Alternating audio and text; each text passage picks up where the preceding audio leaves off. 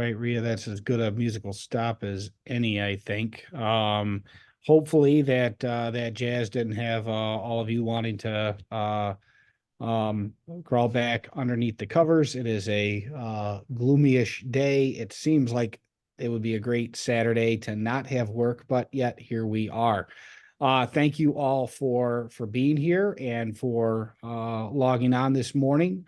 Again, we need your name and most importantly, your agency, because we really take attendance. Membership of the partnership is done by agency and organization, right? So you're here not only to learn for yourself, but please take back what you hear to your folks at your group and in your agency. You are representing your agency here, and what you learn is, we hope, going to be helpful not only for you, but for other folks that are out and about in the in this work and in the process of helping folks. And what I just need you to do, if you would, then, is be thinking not only as you take in information, like, what do I need to learn, but who else do I know that needs to hear this, and what networks do I have that can help share information? With that said, we are going to get underway with our agenda. And I do think, there we go. I forgot, like, Rhea's got the slide control. I went to try and adjust the slide and like, oh, I can't do that. First, really exciting. This right here, you are here for the world premiere, the global unveiling of the new partnership website. Among the first dozens of people to get a look at this. And without any further ado, I want to just ask Rhea if she would go ahead and take us on a tour of our new partnership website. All righty. Well, folks, it's finally here. We are live. I will give you a heads up right now that the domain transfer from our old site to our new site happened early last night. So if you encounter any error on the loading page, especially as every single one of you is just rushing to check this out right now, don't be surprised. It's still settling in. Everything is still kind of falling into place. That also being said, it's still sort of a construction zone. So it's coming together. I know some folks who have contributed with events, they might not see their full event calendar on the site yet. It is coming. It's all in the works. I appreciate your patience in advance. But yes, welcome to the new site. This is where you're going to find all the information. We've got our events. We got food distribution dates. We've got our updates as they come live on here. We'll soon have newsletter archives on here as well. My personal favorite is right on the home page. You get to go in and kind of see right here where everything is. As it's broken up, you'll see our work groups. There's hyperlinks to get right there from here. And again, can't stress this enough. It's not done yet. Not all the events are on here. Keep an eye out. Come back, visit as it continues to grow. I'm so excited, and I'm grateful to have had the opportunity to build this. Anything else either of you want to add? I want to keep things moving along pretty quickly. Yeah, the key thing that I really want to point out, again, that calendar piece, can you go back there, Rhea, for just a second? That is going to be where you can orient and grab items to put on your own personal calendar. I'm really excited about the work group piece. If you click on work groups there at the top, you pick one, and you can see the operating objectives or the defining objectives are going to come up. So you're going to know exactly what that group is working on. And I just feel like that, we really have been saying for years that the work groups are our hands and our feet. They're how we get things done. And those defining objectives, if you can scroll back up there, those are not partnership objectives. Like that, the partnership isn't like Wayne County's got to do this or Wayne County's got to do that. Those are objectives that partners are saying this is important. Like schools are saying we need to improve kindergarten readiness. So we're like, oh, geez, how can we do that all together? All right. Folks are saying we need to expand parent engagement. Gosh, how can we do that all together? That's not the partnership. The partnership does not exist to tell people what to do. The partnership exists as a place for people to come together and do what they need to do collaboratively so that we can accomplish that more. So this is not one more voice of authority like state ed or New York State OMH or, it's that time of year, the IRS. This is a place where people gather to figure out what needs to be done and how do we do that together. And I believe that this website, more than ever, is going to be a place that can help us really organize ourselves and know what we're all working on together, right? Some things can only be done by certain agencies. There are only certain agencies like, not a lot of folks are teaching calculus out there. That's kind of got to be done by school districts. Not a lot of folks are providing like, a supportive, supervised environment for somebody in recovery. That's a very specific role. But gosh, increasing career awareness, we can work on that all together. Thanks, Ria. So please poke around the site and please get Ria is incredibly receptive to feedback and anything you need. She's glad to do. Are glad to hear from. And the meetings, trying a new trick here. Do you want I got the slides on an iPad and I'm trying to look ahead. So I'm seeing if I can predict. So I don't know. We'll see. I used to be able to do this thing from this thing they called memory, but I don't have one anymore. These dates are really all going to be on the website, but David sent this out, I believe, to folks. If you want a copy of this page, first off, the slide deck will be available. Second, David will send that out. The work groups is the next slide, and we went over that just briefly. Again, a lot easier to find now on the website, and I hope that you'll consider joining one of these work groups. There are other collaborative groups out there for you to join, and we'll talk about that in just a second.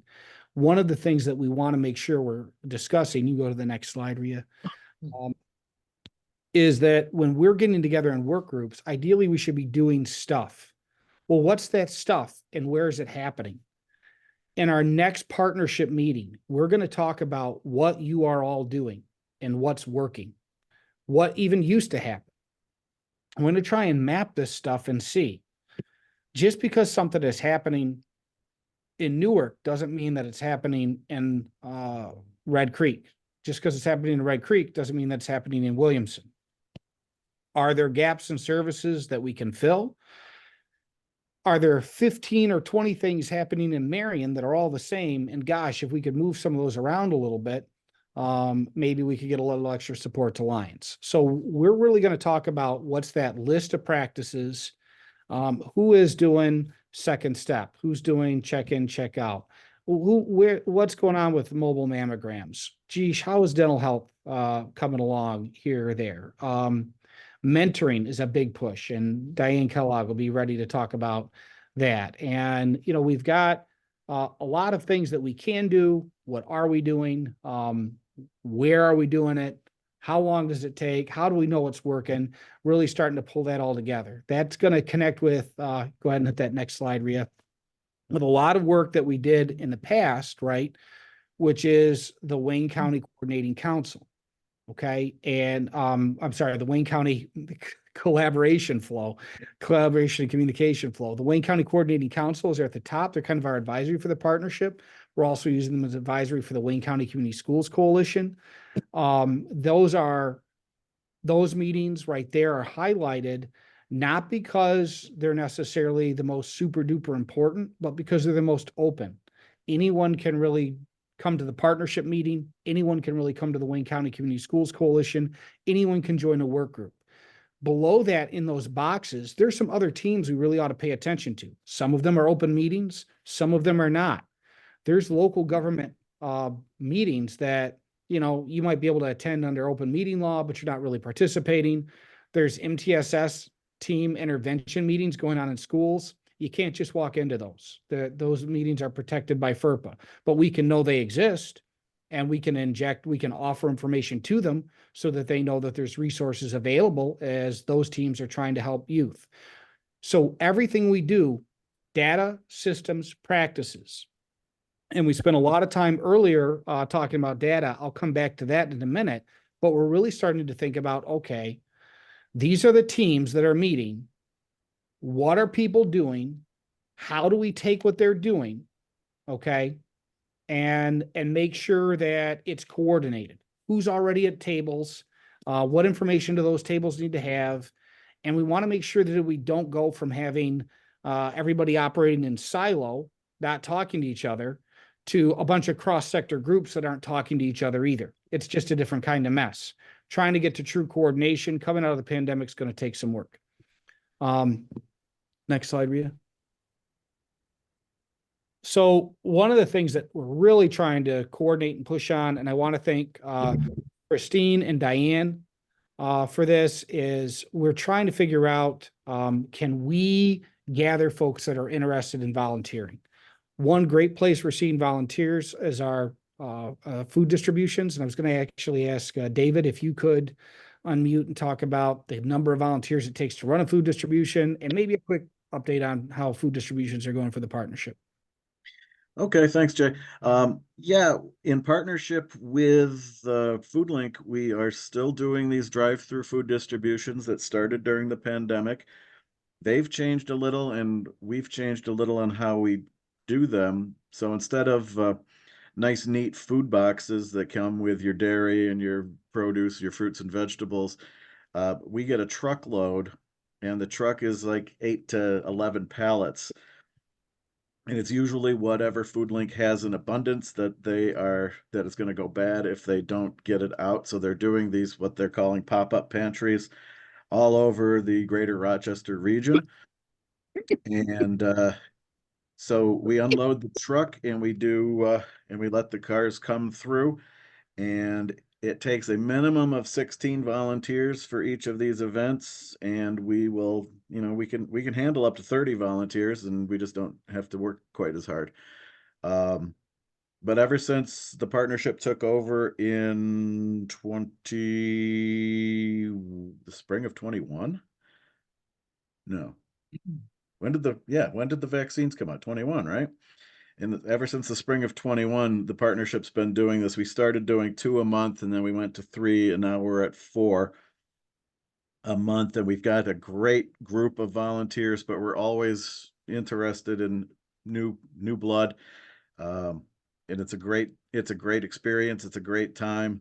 It's a great opportunity to give back to your community. For this winter, we are doing 3 a month at the Lions transportation facility. I believe that the dates should be on the new website. As well as information on other food pantries, other food distributions that in the county. So please use the waynepartnership.org/food as a resource for any hungry person that you come across. We're trying to be a hub and get all of the information available. So if anybody needs food or food-related services, they can come to that page and find what they need.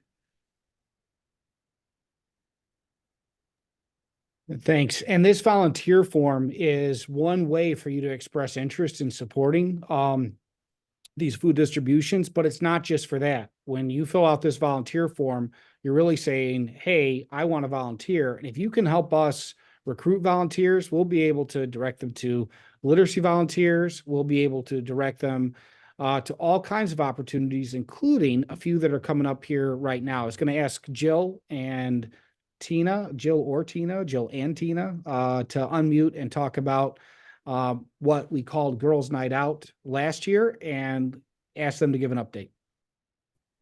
Sure. Thanks, Jay. So last year we had an event, Girls Night Out. The focus was girl empowerment, trying to help girls feel connected. We had a total of 3 different events with a total of about 36 girls. So this year, after the EYS survey came out, we noticed conversation came about with the concerning status of our 10th grade girls in particular for both mental health and physical health measures. Just in general, over 50% of 10th grade girls reported feeling sad, hopeless, the majority of the time.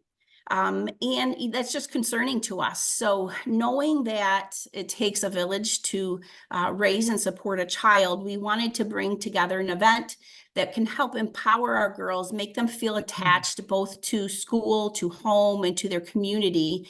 So we've connected with some of our local partners, and we are organizing an event in April of this year, April 23rd, from 9 to 1 at the Wayne Finger Lakes BOCES, where we have sent out invitations to all of our Wayne County school districts, and we've received positive responses from 7, I believe it's 7 of the 11 school districts. So we're expecting at this time over 150 girls for the event. So we're really excited about that. One way that, if you're wondering how can you help out, if you are a partner, we're always looking for, we're going to have swag bags so that, at the end of the event, the girls can take a bag. So if you have any resources, information, or swag that you'd like to give away that we could include in our, on our giveaway bags to the girls, I'll put my name in the chat, and you can certainly reach out to me and share that desire. We also are looking for about 12 agencies or businesses, anybody that can help instill the goals of ARCH, so attachment, regulations, competency, and health. If anybody's interested in tabling at our event, we have about 12 spots that are open for either agencies or businesses. And we're excited about it. We want to take one step to try to change some of these numbers, and we're excited about the opportunity that we're going to be coming up with in April. So again, I'll put my name in the chat, and if anybody has any ability or interest in helping out, whether it's through a donation or tabling, please feel free to reach out to me. Thank you, Jill. And again, the more folks that we get on that volunteer register that, gee, I might be interested in volunteering, the more folks that we can reach out to. So please help us when you're putting out your agency newsletter, or when you're sending out your email to your whole staff or whatnot. Please think about encouraging them to sign up for volunteering. They're not signing up at that point for any specific opportunity. They're saying like, hey, if you've got specific opportunities, you can reach out to me. Next slide, Rhea. We're going to go real quick here to make up some time. I just want to remind you that the Career Carnival is something we do every year that we need volunteers for. Jeremy is gathering those meetings now. Jeremy Hughes is organizing that. Chris Edgar is organizing that. Please make sure you reach out if you're interested in helping us plan that for next fall. We're getting back to having some regular patterns here. One thing that we're also looking to do this spring, next slide, Rhea, would be the Youth Leadership Forum. I do want to pause for just a second to make sure that, Margie, if you've got anything you want to add or update on this, other than it will be happening and there's more soon. Yeah, good morning, everyone. I don't have anything to update. I'm waiting to hear back from Braxton. But there is plans for a youth leadership forum in April of this year. That is good to know. And so again, our Youth Leadership Forum has been something that we had done annually for years, took a little pause during the global pandemic. Getting things back where they have a pattern is part of the work, right? How are we reestablishing the rhythms and the patterns? How do we know what meetings to go to? How do we know who? It's going to feel a little bit like recovery for a while. So these staple events like the Youth Leadership Forum, like the Empower Me event, looks like it's going to be the Career Carnival. We're going to start to have these things that people can participate in. They become community building events in and of themselves so that we get to know each other. And there are things then that everybody can do and everybody can help with. That said, there is some stuff that really needs to be left to specific agencies and organizations. And there are some agencies and organizations with specific obligations. And I'm looking to see if Ed, there you are. I'm here, yep. Faces. And so our next slide, we've got, we're hearing from our Wayne Partnership co-chair, and I want to thank Ed because he's agreed to start chairing our chairs meetings, which is something that, again, having regular chairs, having regular chair meetings. And I just want to thank Kelly and Carrie too for pushing on the need for those. We're getting set back up to do that. And Ed is like, yep, I will chair those co-chair meetings. And I also asked Ed just to make sure everybody gets a chance to kind of hear, there's a big need for mental health, and there's a lot of people that are trying to meet that need, as we should. There's promotion and there's prevention, and then there's also just the Wayne County Mental Health Department and some of their literal like obligations. And Ed, I'm just going to let you share if you would off the slide on anything else, and then I'll ask you if you could to introduce and pass it to Molly. Okay, very good. Thanks, Jay. Morning, everybody. So Jay and I met a few weeks ago, and in addition to agreeing to chair the committees, we talked about some areas that might be helpful in terms of presenting in our department. So most of you know the Wayne County Mental Health Department being a service provider. We're in all the schools where we have therapists. We have a robust clinic here in Lyons, as well as our, mental health and substance abuse clinic. So we're a direct service provider. But what a lot of people don't know, and I'm not going to spend a lot of time on this, but just to give you a kind of an overview, is every county mental health department in the state has obligations legally. Not every mental health department in the state has direct services. Some are just what we call a local governmental unit. We happen to be both. So we're a very large service provider, but we also are obligated under law, and you can see the very first bullet there, as a local governmental unit. It means, we have a responsibility to deliver mental health planning services, essentially. And as pointed out in the second bullet, the local services plan, our 507 plan, and that involves our department is responsible for planning mental hygiene services in the county. That includes substance abuse, mental health, and even the OPWDD system. So we do a lot of collaboration with providers in our county. So the other thing, and I know this has come up about the single point of access, because some schools have developed what we call a SPOA coordinator. But under the law, it's the county single point of access that's responsible for New York State mental health, Office of Mental Health Services for all 62 counties in the state. So every county has what we call a SPOA. And what SPOA is responsible for is linking individuals and families to needed services in the community, whether it's residential, care management, it could be respite services and so forth, whatever the county has that they contract with. So we play a key role in that. Other things we get involved in is the SAFE Act. So when there's a SAFE Act report, this is all done electronically. We get notified electronically, and we have to determine whether or not, based on our information that we gather on the case, whether or not we're going to move that on, where then potentially somebody could have their guns removed if there's a serious concern about the person's mental health and their access to guns. We're responsible under the law for mental hygiene arrests. So the Director of Community Services, there's one in every county. Jim Heights, my boss, is the Director of Community Services for Wayne County. He's responsible for issuing, as needed, mental hygiene, mental health arrests, 945s as we call them, and has designees who are qualified individuals who can do that. And there's many times in the community where people are highly concerned about an individual who may be homicidal, suicidal, serious issues going on, and they'll contact our department, and we can look into the matter and determine whether or not a mental hygiene arrest needs to occur.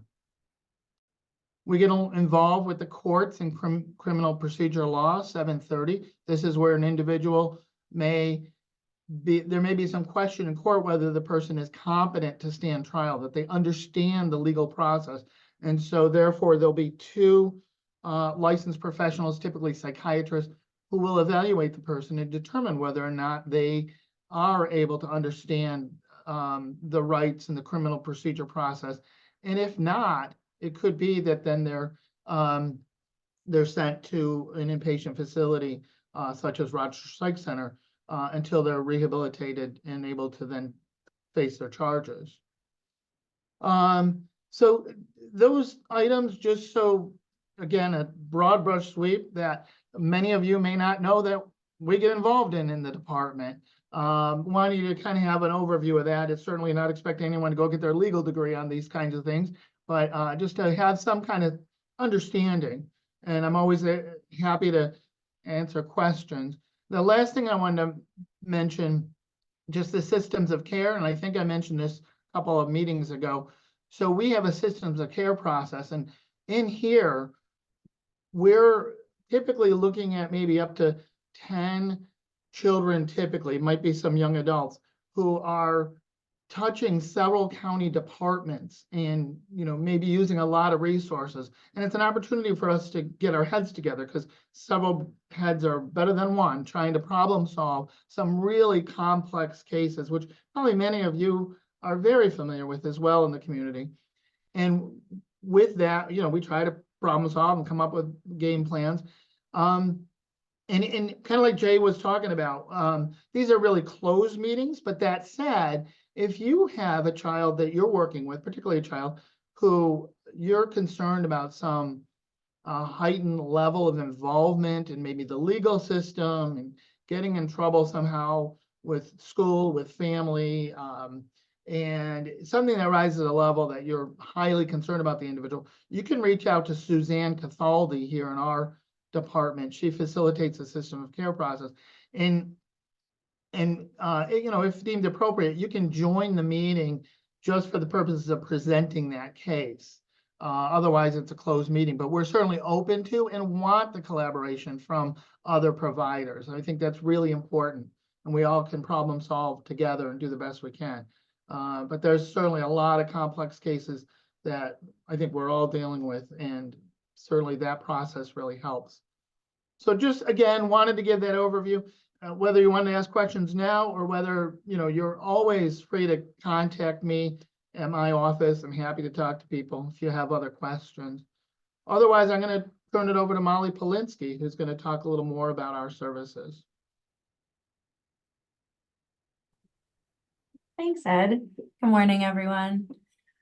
So I'm here to share with you that I'm very happy to say that the resource guide that I've been working on over the last couple months is basically in its final stages. So for a little bit of background information, when I kind of came into this role, something that I learned was that, of course, we know that we have a ton of resource databases available online through many of your different agencies, you know, that have done a lot of good work to do research and continuously update. But something that was potentially missing was an ability to have that kind of resource guide available in your hands and be able to kind of put everything together. So because a lot of work was already done, I was able to collect a really good team of people to come together to kind of pull all of these resources together and be able to put it into one comprehensive guide. You know, just to kind of give some shout outs, this is actually some of the pages that are available on the guide, but on the back, it does give thanks to, you know, the agencies that were our partners in putting this together. So, you know, we definitely worked with the database, very comprehensive database that 211, Goodwill of the Finger Lakes had, community schools, of course, Wayne ARC, Wayne CAP, Clear Path for Veterans, the VA, DSS, Public Health, Aging and Youth, the Community Schools Health and Wellness Team, you know, those vision and dental lists, United We Stand. I'm probably forgetting a couple, but those were some of the people that came together to work on this project with me. And then a special thanks to, you know, our friends at Rural Health Network and also through Community Schools, because now we're in the final stages of being able to print this guide, and now we're going to be able to pass it out in the community. So for the middle here, you see our table of contents of everything that is going to be in the guide, included in the guide. It's about rounded up to like 60 pages. So it really, I tried to include as much as I could, everything from our emergency lines to, you know, our grief services, child care centers, clothing, dental, disability services, education, employment. You know, you can see the rest, legal services, our schools, our libraries, our mental health services, our police departments, senior service, social services, our information on care management and SPOA, our veteran services, and then services for youth, and a couple more included in there. So I'm, like I said, I'm very proud of this, and I'm proud of the team that came together to put this together. And I'm happy to say that we're able to move forward into printing. We're working with our friends over at Wayne ARC at Erie Shore, and they're printing this, I think, hopefully as we speak. And I'm going to be, I think, working with Jay and some of our other friends to be able to deliver this out into the community. So of course, we're going to keep some here for our waiting rooms at our Wayne Behavioral Clinic, as well as probably upstairs to Public Health and some of our other local agencies. But my goal is to also be able to pass it out to other agencies as well. So we are probably going to have a couple of variations of printing as the year goes on.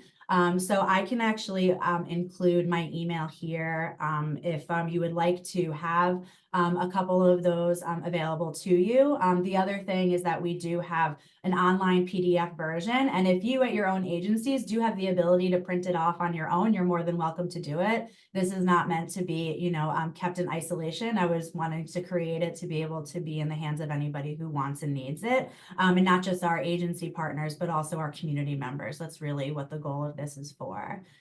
Did you say it is up there right now? So actually, our next slide talks about also another available resource, which is our Systems of Care website, which my partner over here, Suzanne Cathaldi, has worked very diligently to provide a lot of our resources online. Our PDF for the Wayne County Resource Guide is going to be on the Systems of Care website. But I can also provide directly the PDF to anybody if you want to email me. So, and actually, Jay, I don't know if this is something we can work together, but I'm fine with actually emailing it out to the partnership if you are comfortable with that.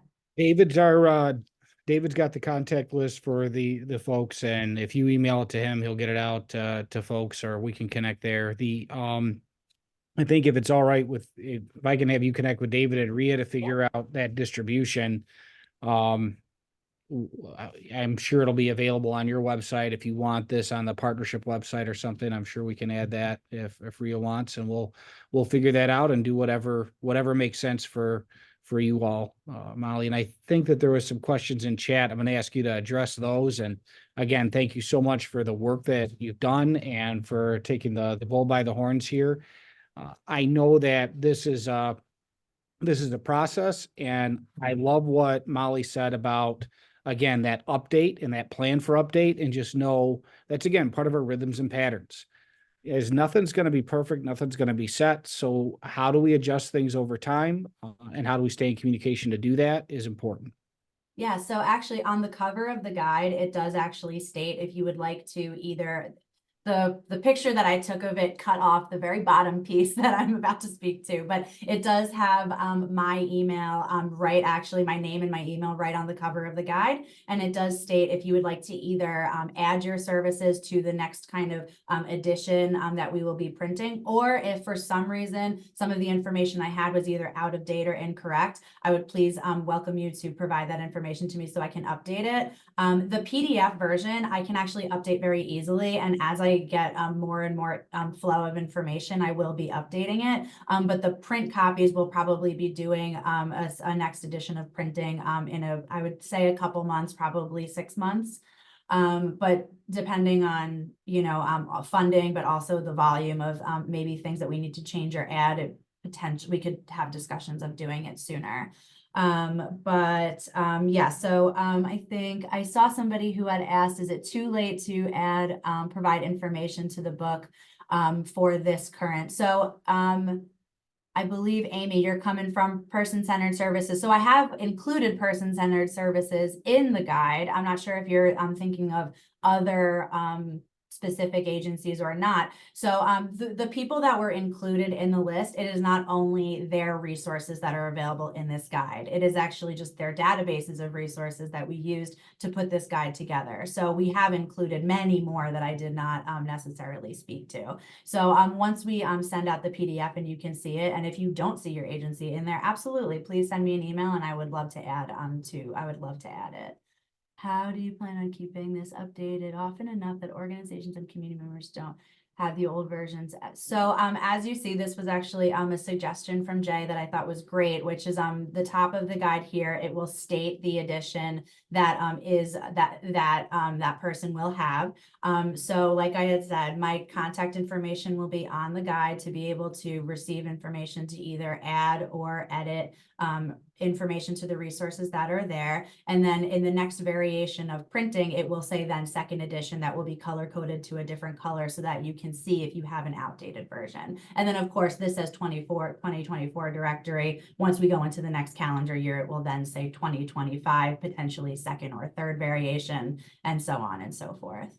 Did I miss any other question? No, I think that's doing, you did great work and thank you so much. Well, I And couldn't have done it without all of the other people who had already done a lot of this legwork and came together willing to provide and share their resources together. So Jay, like you speak to, collaboration and partnership is really the key to all of this success. So I'm proud of this, but also very thankful for the team of people that came together to help me put it together. well, thank you. And as we're just keep pushing here through the agenda, I think I'm hoping that we're looking at that theme of pulling resources together. And, we're not doing that blindly. We're really trying to look to see, as we're pulling resources together, how are we meeting needs? And if you were at the partnership meeting in August and October, we spent a lot of time looking at the Evalumetrics youth services data, right? So everything, data, systems, practices. So if you go to the next slide, Ria, we were looking at these 4 risk factors really elevated, right? Lack of opportunity for involvement in the community frequently was over 50% for some of our youth, for all of our youth. Sensation seeking had climbed, kids are bored, not connected to their neighborhood, and more than before, a lack of commitment to school. So coming out of the pandemic, these were some key risk factors that we saw. So when we're thinking about what are our resources, what are our practices, we need to align to those needs. We also need to build on our assets, and our assets include the people. The people that I want you to think about for that volunteer chart include not only your organization, but the general public, our parents, our grandparents, our youth themselves are assets that we really need to be involved in this work. And if they've got that opportunity to volunteer, then they have an opportunity for involvement. And that pushes directly right on the needs that we're trying to meet. I'm going to fly through the next couple of slides here because I want to get it over to Angie. Actually, I think this is close to the last slide. We're going to focus a lot today for the rest of the time, actually, on a partnership with 211 and Together Now. And founded in 2017, Together Now, which was called the Systems Integration Project, is an integrated care system that's working to improve health and well-being for people across the Finger Lakes. 211 goes all the way back to 1973. So Together Now, that systems integration project is going to use the 211 database. And that's actually a database that really would encourage you to continue to use in conjunction and coordination with that print resource, right? Sometimes it's just helpful to have paper in front of you. And we hope that folks will just be aware that when you're looking for resources, you may need to look a few places. Together Now and 211 came together several years ago to align their work around the mission of helping individuals, especially those who are in vulnerable positions, those impacted by poverty, and really trying to connect service providers across the sectors of health, human services, education, and government with tools and workflows that help them work collaboratively on behalf of shared clients. Today, with Angie here, we're going to hear more about these organizations and how you can work with them in support of our mission to strengthen individuals and families living and working in Wayne County. And so with that, we want to hand the meeting over to Angie. I do want to bump to the next slide real quick and just tell you there's going to be some breakout groups. We're going to have to adjust a little bit. I don't think we've got folks here to help with number one. So we might just get, we might not get that one done as much, but Angie will talk about that. It still may be a good time to delve into whether or not your agency is on 211, and rather than scrap that, I may still think about a substitute teacher, but we'll see where we are at the end of Angie's presentation. Angie, thank you so much for being with us here today, representing this excellent opportunity to coordinate services for people across the Finger Lakes. And I'm just going to hand it over to you. Excellent. Thank you, Jay. Thanks everyone for the opportunity to meet you and speak today a little bit about our work. So today, you just get me today, and Kaylee's going to also share a little bit about her experience, but we're just excited to talk about how collaboration with 211 and Together Now can help the Wayne County Partnership participants achieve your mission around strengthening individuals and families through collaboration. It's really I love the theme of collaboration that Jay stated at the beginning of the meeting. That's really what it comes down to in terms of being successful in this work. Today, we'll have just a bit of time to tell you about the 211 and Together Now partnership and what we've been working on over the last few years to come together.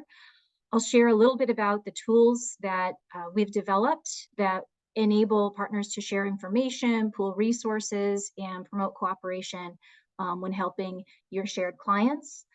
We really want to encourage organizations to either add your services or update your directory listings with 211.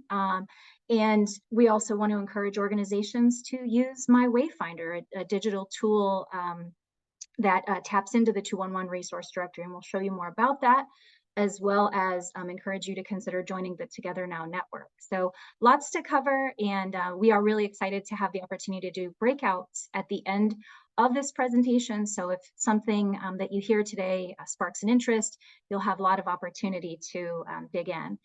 So Jordan was unable to make it today with 211, so we are going to be covering, I'll cover Jordan's material. Jordan is the resource manager at 211 Lifeline. Jordan is a key partner and has been an integral part of helping us bring the 211 directory so that it lives and breathes within My Wayfinder. Kaylee, who you'll meet in just a little bit, is manager of the Neighborhood Navigation Center for the Greece Central School District. Kaylee and Greece Central School District have been using My Wayfinder, and they've been part of the Together Now network for over a year now, and they've had some success that we want to just tell you a little bit about. I am Angie Brown, Senior Project Manager with Together Now. I've been working on this for just almost 5 years. And with me, I've got my colleague, Margaret Courtney. Margaret is our Partner Engagement Lead. You'll meet Margaret in the breakout room today. Margaret's also been at this work over 5 years. And we're real thrilled to be able to talk with you about maybe some things that you'll find useful and helpful in your work. So just a little bit about what Together Now is and what we're striving toward. The top line here, this is a quote from one of our partners. They said, you know, I believe this will be the path of the future for providing assistance to members of the community. And so if you could, we really want you to imagine what it looks like when we have a social care network that has representation from health, human services, education, all serving individuals and families in and around Monroe County. Our mission has really been centered around how do we make the system work better for people instead of making people work so hard to get what they need from the system. You know, how amazing would it be if this network shared power with community, really listened to and implemented their ideas, putting community needs first? And how game-changing would it be for everyone to have access to a digital tool that connects all resources and agencies together for better service delivery? That's really what we're working toward, and that's been kind of what drove 211 and Together Now to come together. With that, I'd love for you to hear a little bit about Kaylee's experience and working with Together Now. Kaylee's going to share a little bit about how with the Greece Central School District, as they've been moving towards implementing the community schools model, how this has been an important part of her work. Kaylee, over to you. Thank you, Angie. Hi, everyone. I'm Kaylee Roderick. I work in the Greece Central School District in our Neighborhood Navigation Center, which we were able to bring into the district thanks to our partnership with Together Now. I always joke that I am Together Now's biggest cheerleader. I speak very highly of it because I see how well it works every day. And before I really dig into some specific examples of that, I just want to say that truly I believe what's happening with Together Now and with my Wayfinder is the future of how referrals are made within agencies and from agency to agency. And I think that it's going to be one of the most clear-cut collaborative ways that people in the community can find what they're looking for and have just a team and a partnership around them. So as you'll see, biggest cheerleader here. I love talking about it. So before we were partnered with Together Now, before we started this project, many of you work in school districts or with families, you might understand that we had kind of those known people within our school district that just always had an answer, always knew of somewhere to go, right? So if someone came to us, if I was working in a school and maybe a parent had recently kind of unloaded on the secretary that they're in a really tight spot or they're looking for all of these different solutions and they don't know which way to go, that secretary might have a person within the school where it's not really their job. It's not under their job description to just be the resource brain, but everybody knows that person as such, right? Okay, we'll take them to Kelly and we'll send them Kelly's number and Kelly will know who to call or where to send them or what direction to take them in, which is great on Kelly, except that it doesn't always have every answer out there. It doesn't necessarily work collaboratively. It doesn't take the time to see who is this family working with already. And it left a lot of gaps in that family's potential care and direction. And so, yeah, so I used the name Kelly. I saw your comment, Jay. I used the name Kelly because that's the easiest person to reference, even if I was trying to be hypothetical, because Kelly Sperduto is our director of community schools in Greece. And she was that person in many sense, or in many ways. But she was burnt out because she was trying to also direct an entire district's community schools. And she couldn't be at the beck and call of every individual family in a 10,000 plus student school district that needed help. So I've also worked on the other end of it. I worked at 211 as a telecounselor for years, and it was great because people call in, they're looking for something. We have the database, we have an consistently updated database of resources, and we can give that caller a phone number or an email or a direction to go, but then the call is done and we don't know where it goes after that. We don't know, did they call that person? Did they write down the number before we ended our call? Did that agency respond? Did they help them? Was this a useful referral? And so as much as I loved working at 211, it always left that kind of question mark at the end of it of, okay, did that work for that person that called? So what my Wayfinder has done in this partnership with Together Now has really, in my opinion, remedied all of those question marks and all of those underlying issues with not having a system. And you'll learn more about that as we go on. But just to give an example, I had a family that came in. They had moved from Las Vegas to Rochester. And they didn't really have much of a place to start.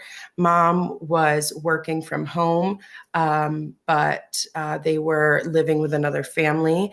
They didn't have warm clothing for their kids. Mom needed equipment for her remote work. Dad needed direction on getting a job. They needed help with childcare. There were many different things that were going on. And so what we were able to do is have them come into our neighborhood navigation center, help them set up an account in My Wayfinder. So not only did they have access to all the resources that they were looking for, but then by adding our neighborhood navigation center to their care team, we were able to also send referrals on their behalf once they approved them, and able to stay connected. So when we sent them to our clothing closet that we have within our school district, instead of sending a separate email to that person that runs it and hoping that they see it and it doesn't get lost in their emails, we were able to send that referral right through My Wayfinder from where we were sitting in our neighborhood navigation center to our clothing closet and explain, this family just moved here. They're in the district. They need some winter clothes. Here are their sizes. And then I can see as that gets updated that the referral has been accepted, that the person, my colleague that works at the clothing closet says, awesome, we'll go ahead and start looking for these sizes. I can tell you right now, we're low on 4T pants. And so then I can say, great, well, now we know that we need to look in another direction for those 4T pants, so we can put another referral through to a different clothing closet. And everyone then is working collaboratively. So it's so much more efficient. We've been able to serve over 150 families in just a little over a year, helping them get connected into My Wayfinder, helping them build that independence on their own of being able to look for those resources, but still having the safety net and guidance of the Neighborhood Navigation Center on that journey. It's helped so much. I don't know how many organizations or people here right now have an organization that has many different programs going on. But for our school district, we had a clothing closet, we had a food pantry, we had a counseling center, we have the Neighborhood Navigation Center. We're able to list all of those different programs separately within My Wayfinder. So now our own internal referral process is so much more smooth because we can send it right through the website. It doesn't have to be emailing someone, calling someone. It's all right there. And then the other nice piece of that is that it's reliable, and I think it keeps organizations and programs accountable, because I can not only see when a referral was sent, but I can also see that it was accepted, that it was responded to. I know that the family that I'm working with, as we sent that referral, I can see, okay, great, that organization accepted it. They reached out.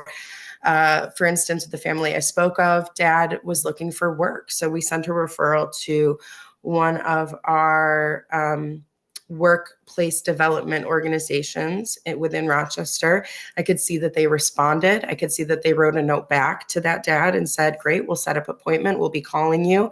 And that way I don't have to call dad or the organization to say, hey, did you get this? Did you see my referral? Have you followed up with them?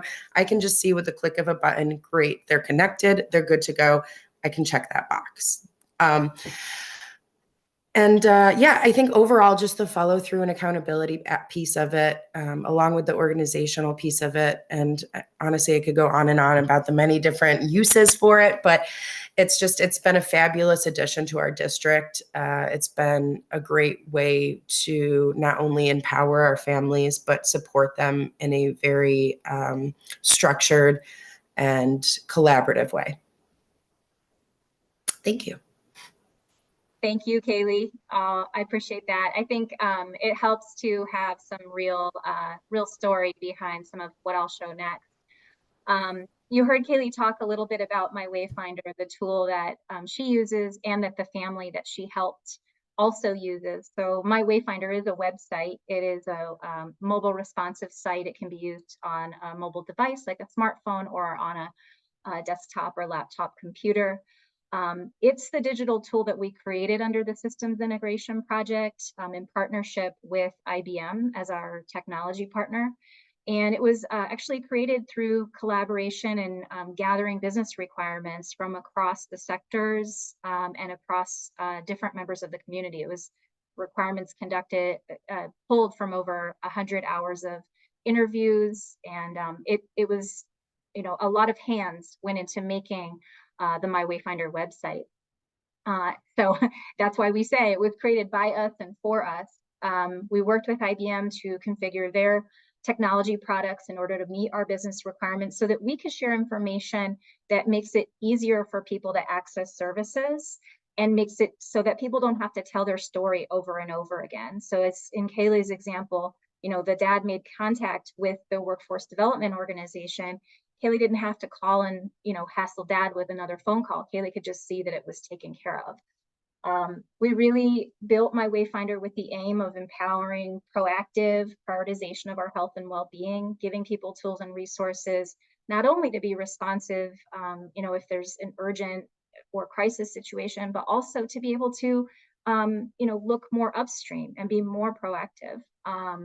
We really think about how to help an individual across various states of well-being, whether they're not okay or you know, they're on their way to doing great. And as part of My Wayfinder and the power of what makes it work is the network of service providers across sectors that are part of the Together Now network that are making their services available in My Wayfinder so that individuals can make self-referrals and so that other organizations like Kaylee's Neighborhood Navigation Center could make provider-driven referrals. And so we'll talk a little bit more about some of the things you can do in My Wayfinder. As I've shared, it was important to us to be able to coordinate across different sectors, whether it's helping individuals navigate housing concerns, address food insecurity, and or be connected with physical and or mental health services. So being able to connect across sectors has been one of our driving forces.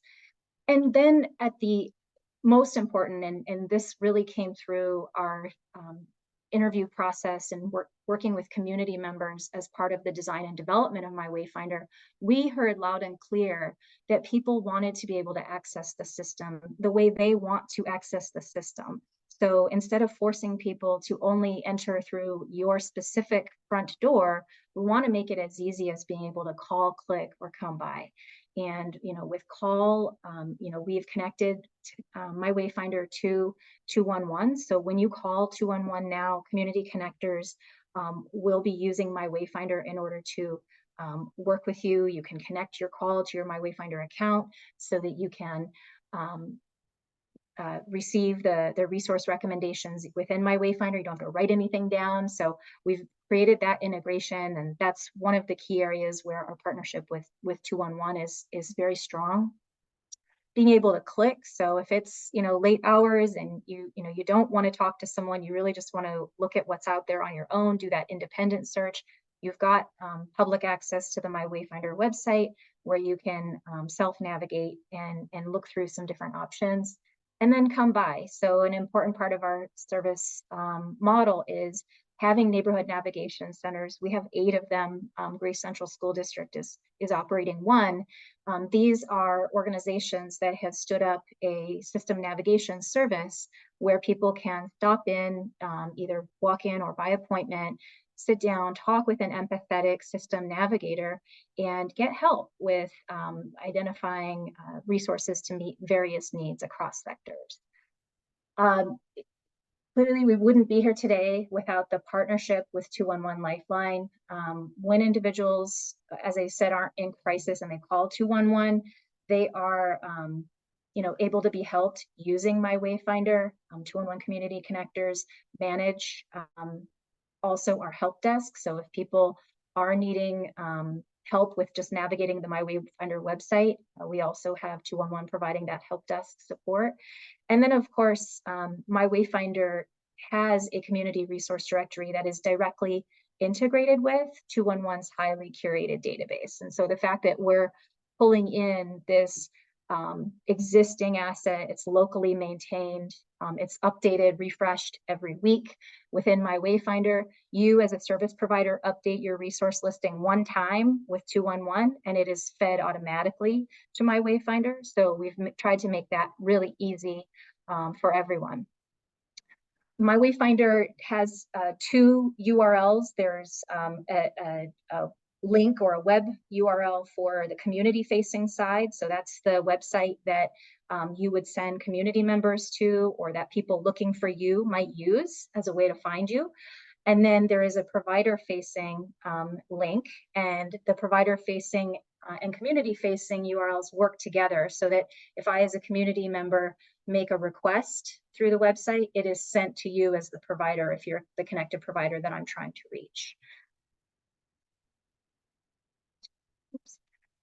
Any service provider can access my Wayfinder. And so all active services in the 211 directory are listed in my Wayfinder. And most providers, if you've provided an email address on your listing, can receive a needs request, which is an email from my Wayfinder that says, hey, someone using my Wayfinder found you and was looking for help. Can you reach back out to them? It includes the person's name, email, phone number, and a little description of what they are asking you to help them with so that you have some follow-up information. Currently, there are over 3,300 services listed within my Wayfinder. And the way that 211 would work with you, if you have a service that you want to list in the directory that isn't listed, they would talk with you through what type of service you're wanting to advertise, and they would help you get that service listed appropriately. So it is important to note, and this is something that if Jordan was here, Jordan would have said a lot more about. 211 lists primary and secondary services. So example of a primary service would be like a domestic violence shelter. This is a service where somebody can directly access it if they're eligible. And then a secondary service would be those agency services that are available to people that are already engaged in services with your organization. So perhaps if you're an agency that runs congregate meals, for those that are enrolled in your congregate meals program, you might also offer a secondary service of nutrition education for older adults. So those would be the types of services listed in 211 as opposed to ancillary or phantom services. But I do hope for, and we have a listing at the end of this presentation of organizations that we've looked at who are part of the partnership that might want to do a little additional work with Jordan and with 211 on your listing. So we can direct you to that here at the end of this. A bit about our current connected provider network. So the organizations you see listed here are the several that have already made the leap and joined the Together Now network. We have, in addition to this group, another 60 or so organizations that have expressed interest and are in different stages of signing on.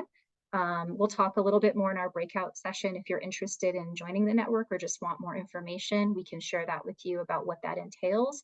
But you can see from the organizations listed that we're very intentional about having organizations that support across the sectors. It's important that we can address, different domains of need, whether it's food, housing, health. Maternal child health is an area where we're particularly growing, and then things like social connections and safety. So that's our current network. I mentioned at the start, any provider can use my Wayfinder. If you opt to become part of the network, connected providers is what we call that, and they can do more. So connected providers that are part of the Together Now network can actually use my Wayfinder to connect and communicate with other organizations that are in the network. They'll have common workflows, they'll work with other connected providers, and they'll use my Wayfinder to communicate with each other and help clients. They'll also have access in the secure provider portal to view and track information about their clients as a member of their care team. In our example here, Leo is a community member who has built out his care team consisting of Rochester Rehabilitation Center, Independent Living Services, and Rochester Spinal Association. But each individual determines their own care team, and so this would look different depending on who you are and the services that you're working with. Some additional things connected providers can do, being able to do secure messaging with their clients, and as well being able to monitor closed loop referrals on a referral dashboard is we know really handy and really helpful. As well, being able to have that built-in workflow and messaging capability so that we can not only send referrals out, but receive them in. So being able to work both sides of that is one of the bigger benefits of being a connected provider. In my Wayfinder, we handle a number of different types of service requests. I'm just speaking a lot about closed loop referrals today because that's the most common. And one of the things that we do that's a little different in my Wayfinder is not only do we show that the client connected to the service and that the referral either was closed with the service need being met or not, we also provide to the client a post-referral survey where we ask them to tell us how that experience went for them. So if you're a connected provider and you were the one who facilitated that request, you would actually be able to get feedback within my Wayfinder from your client about how that went for you. So it goes one step beyond the traditional thinking around closed loop referral, and you also get the feedback piece of it as well. Any community member can use my Wayfinder. The public site is open. We know a lot of people like to use the service directory because they can do so without sharing any personal information. It's easy to use. It provides a little more directionality when doing a resource search than if you just go to the 211 website. Guest users can also do a check-in where they say how they're doing across different domains and will help give them some recommendations for services that they might want to connect with. And then they can send needs requests. So any organization that has an email in the directory can be reached by community members. So they could send a needs request to try to get that contact initiated. People who create an account in my Wayfinder, community members who create an account are considered connected community members, and they can do more. So people ages 13 and up can create accounts, and creating an account just requires a few pieces of information, your birthday, email, and password. That's how we keep everybody separated and differentiated, and we don't mix people's information. Optional profile details can be added, and that'll help service providers know more about you, giving them a more of a 360-degree view or a holistic view of what's going on, helping avoid telling a story over and over again.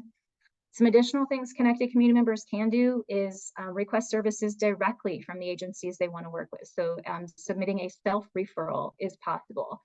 Being able to add and remove service providers from their care team whenever they would like is another feature.